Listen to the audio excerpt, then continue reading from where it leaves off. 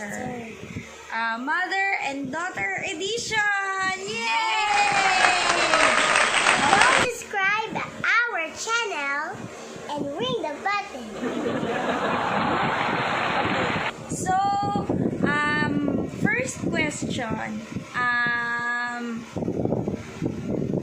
question. Question and answer nga eh. Anong first question mo kay mama?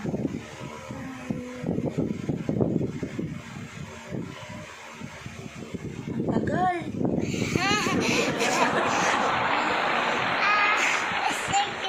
Ikaw na lang muna, ma. Hindi ko pa Sige. alam eh. Ako, first question. Bakit gusto ni Jella Bale mag-vlog? Kasi, early lang. Kasi, hindi pa tayo nag-vlog. Kasi, matagal na kami hindi nag-vlog. Yung pull out yung hair ni mama, first vlog pa lang yun. Kasi, Kaya nga, bakit gusto mo maging vlogger? Yan ang question. syempre, para sikat tayo. Okay. Ikaw, anong question mo sa akin?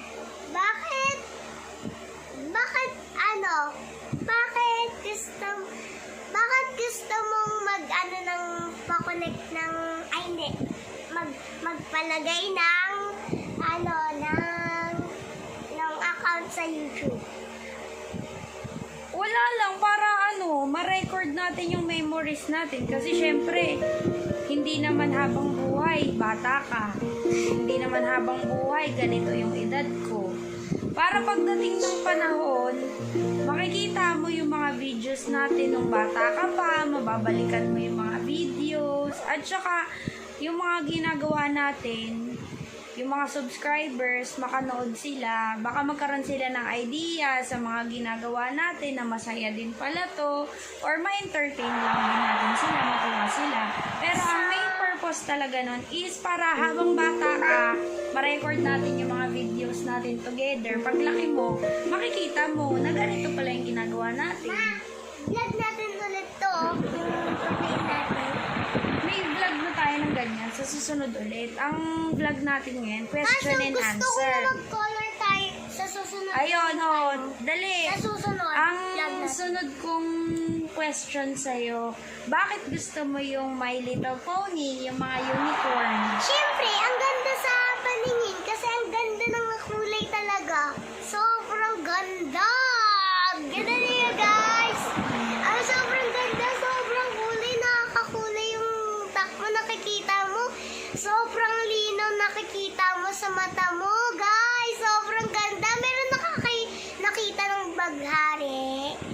Ikaw, anong question mo sa akin eh? Akin nga dati sa Cavite, nakakita na ako nun eh. Yung nagdadrive kami dun sa yung pinag-iikutan namin, Sa H? Sa H.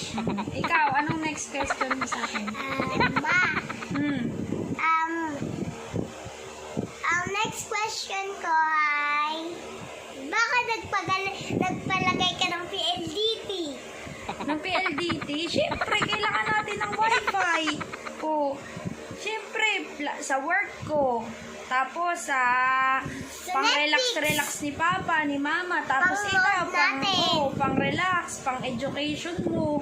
Kaya kailangan natin wifi. Tapos, next question mo. Next question ko, anong mas favorite mo? Painting o yung crayon coloring? Mas gusto ko nga yung lahat talaga, gusto ko talaga. Kasi ang ganda nga din, pwede ka makatulog unicorn, rainbows, lahat ng makikita mo sa paligid. Kaya nga, alin? Yung pang-painting o yung pang-crayon na coloring? Gusto ko nga yung color tsaka painting. Okay. Kasi, O ikaw, pwede yung art. Kasi, para mahilig ka sa art. Kasi, para makita mo ang lahat ng paligid mo, pwede mo i-drawing, kahit ano, basta yung nakikita mo sa paligid mo. Next naman, anong next question mo sa akin?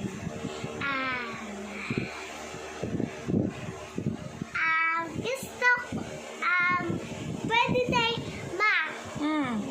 gusto mo ba magpalagay ng laundry dito sa kusina natin? syempre, pag may budget na tayo, magkakaroon tayo ng laundry closet area para hindi na tayo mahirapan maglaba. Kasi di ba ngayon, syempre, wala pa tayong budget. Kaya, hand wash muna sa CR o kaya sa rooftop.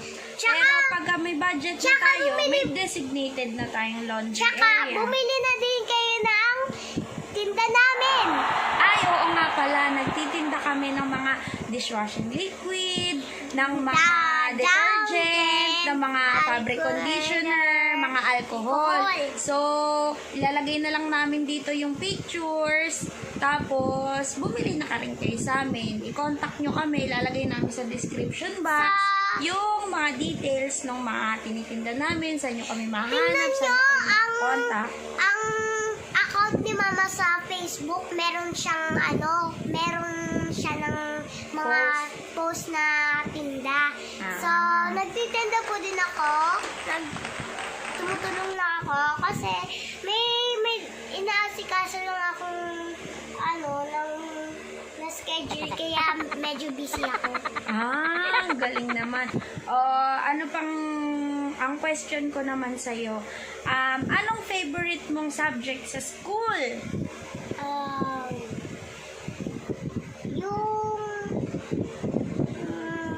Mape, medyo nagkakamali lang ako. Pero, gusto ko yung mape kasi madali din. Pero medyo mahirap.